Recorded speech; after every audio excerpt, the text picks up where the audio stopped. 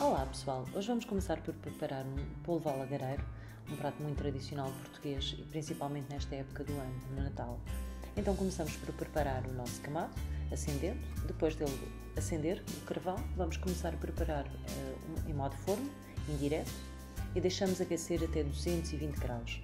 Entretanto, vamos começar por preparar o nosso polvo, colocando as cebolas, o tomate fresco ou congelado, neste caso estou a utilizar congelado, pimento e depois 2 cabeças de alho. Também colocamos um ramo de tomilho e colocamos os nossos polvinhos. São 3 polvos pequenos neste caso. Colocamos o vinho tinto e um pouco de água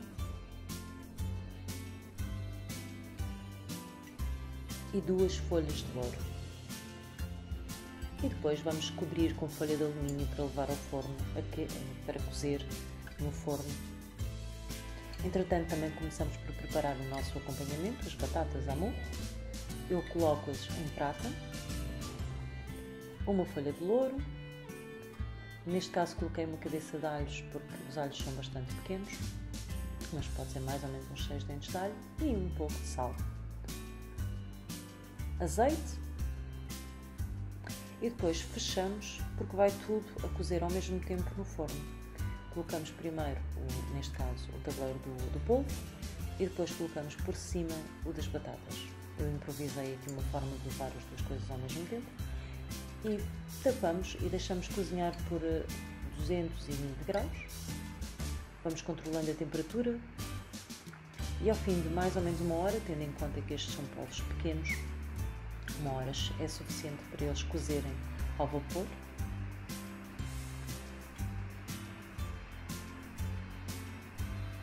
E como podem ver, temos aqui os 3 polvos cozinhados.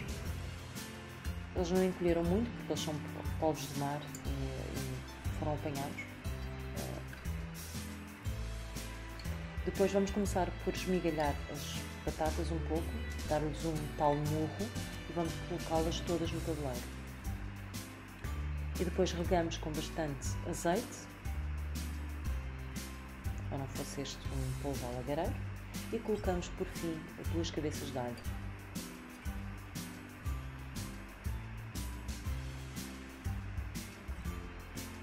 E de seguida levamos ao forno. Controlamos a temperatura agora mais ou menos a volta dos 250, para ele começar a dourar. A meio da cozedura viramos o polvo.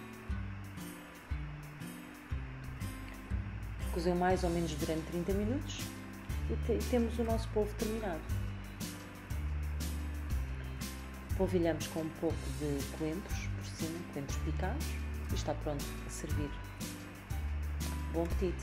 Se gostaram desta receita, deixem os vossos comentários, os vossos likes, subscrevam o canal e bom Natal!